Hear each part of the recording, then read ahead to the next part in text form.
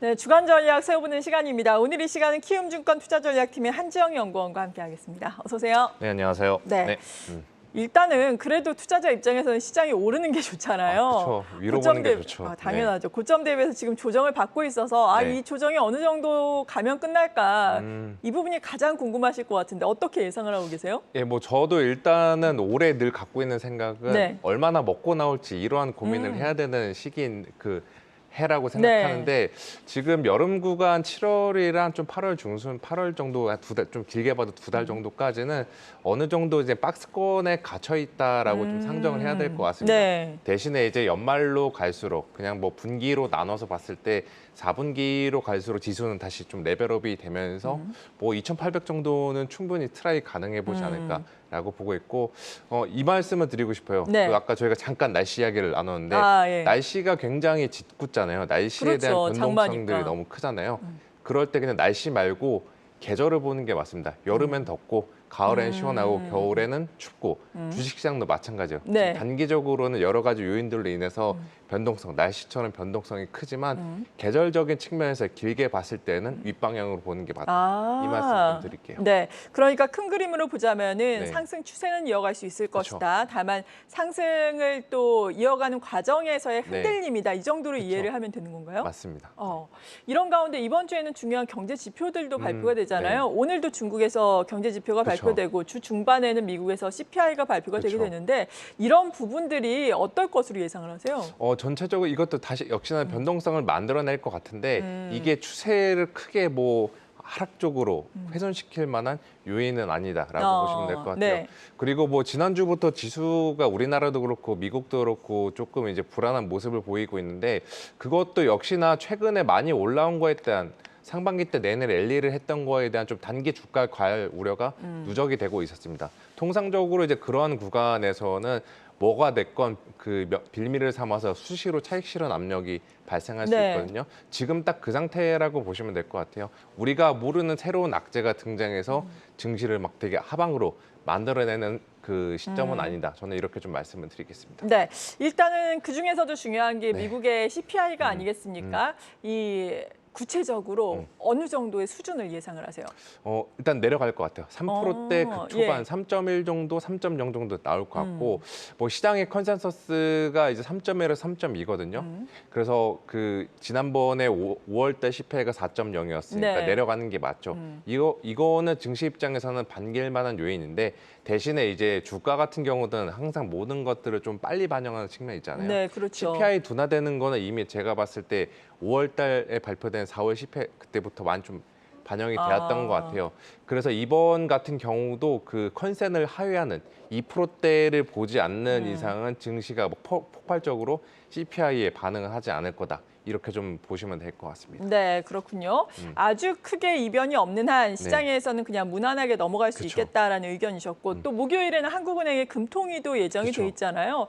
이 부분에서는 금리 동결이 예상이 되고 있는 네, 거죠? 금리 동결을 할 것 같아요. 예. 그리고 어떻게 보면 하는 입장에서도 좀 명분들을 많이 확보했죠. 왜냐하면 한국의 소비자 물가 지금 많이 내려온 상태이고 네, 그렇죠. 또 그 호주 중앙은행이 최근에 6월 달에 금리 올렸다가 7월에 지금 금리 동결했잖아요. 그런 금리 동결했다라는 것들도 어떻게 보면은 아시아 전반적인 중앙은행들 하여금 네. 긴축에 대한 속도 조절 명분을 제공할 것 같습니다. 대신에 이제 연준과 비슷하게 한은도 그것도 있을 것 같아요. 동결은 하겠지만 코멘트 자체는 너네 우리 또 올릴지도 몰라. 예. 3.75까지 열어놓을 거야.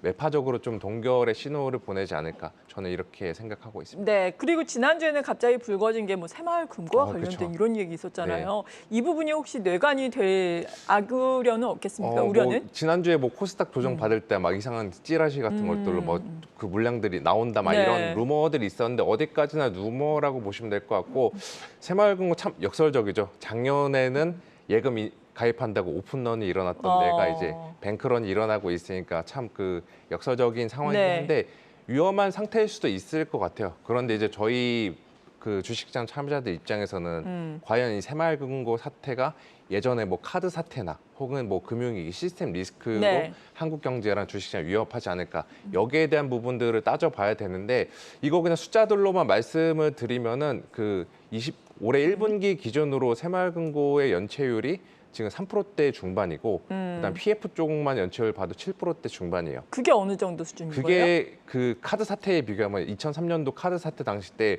은행들의 평균이 10%대까지 연체율이 올라왔으니까 그렇게 크지는 않다라는 네. 거죠. 그리고 또 뭐 약간의 좀 극단적인 가정에서 봤을 때 새마을금고 총 자산이 지금 270조 원 정도 되는데 한국 가계 총 자산이 2경 원이 넘어요.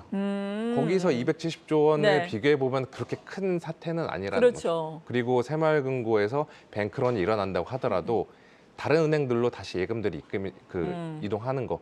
그 쉽게 말해서 그냥 미국 한국판 SVB 사태 정도의 재료가 아닐까 저는 이렇게 생각하고 있어서 네. 이게 뭐 우리나라 증시의 하단을 크게 위협하거나 아니면 한은으로 하여금 막 금리 완화적으로 나가게 만드는 이러한 시그널들은 작용 안 할 거다 이렇게 좀 보고 있습니다. 네, 그렇군요. 그리고 지난 금요일에 또 잠정 실적들이 발표가 됐잖아요. 그렇죠. 대표적으로 삼성전자 뭐 예상보다는 양호한 실적을 발표를 했지만 주가는 또 하락했습니다. 이 밖에도 뭐 LG전자 뭐 실적에 대한 평가는 그래도 리포트를 보면은 뭐 네. 긍정적인 코멘트가 나오고 있는 것 같은데 LG 에너지 솔루션은 상대적으로 좀 많이 아쉽다 이런 평가들이 많은 것 그렇죠. 같아요. 뭐 삼성전자 같은 경우는 이제 제 섹터 애널리스트 아니지만 좀 네. 조명을 해보자면은 생각보다 실적은 선방을 했고 금요일날 주가가 선방해서 빠진 거는 매크로 따는 이슈로 빠졌다라고 보시면 될 것 같아요. 그리고 LG전자도 실적은 예상보다는 잘 안 나왔는데 네. 일회성 영향이 크니까 그것 빼면은 서프라이즈로 보시면 될 것 같고 LG 에너지 솔루션이 그게 조금 아쉬운 부분이 수요 쪽들이 생각보다 안 나오다 네. 보니까 이게 그 세 개 종목 중에서는 가장 좀 타격을 크게 받는 것 같습니다.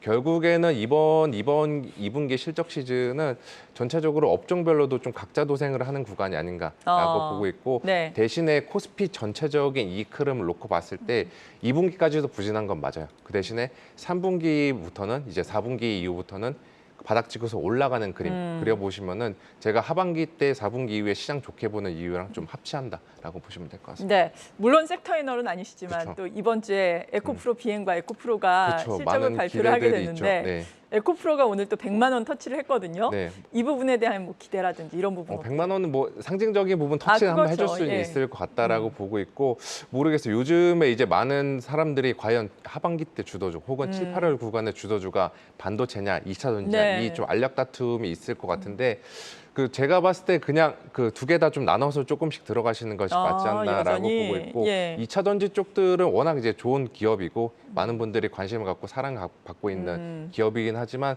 주가 자체가 어느 정도 좀 부담스러운 구간에 있는 건 맞긴 맞아요. 네. 그래서 아마도 6월 달부터도 이제 개인들 매수세가 다시 유입이 되면서 이미 수익을 보고 계신 분들이 계실 텐데 그러한 분들은 어느 정도 차익 실현하시고 이제 그 이후에 7, 8월 달 말씀드렸다시피 변동성 활용 구간에 그 현금으로 다시 평단가를 네. 낮춰서 들어가거나 아니면 반도체 쪽으로 진입하시는 것도 하나의 좀 좋은 대안이 되지 않을까 이렇게 생각하고 있습니다. 네, 7, 8월은 시장이 다소 흔들릴 수 있겠다. 다만 상승 기조는 변함없기 때문에 유망 종목을 또 포트폴리오 관리를 해야 한다라는 말씀이신데 네. 보다 구체적으로 투자 전략 세워주신다면요.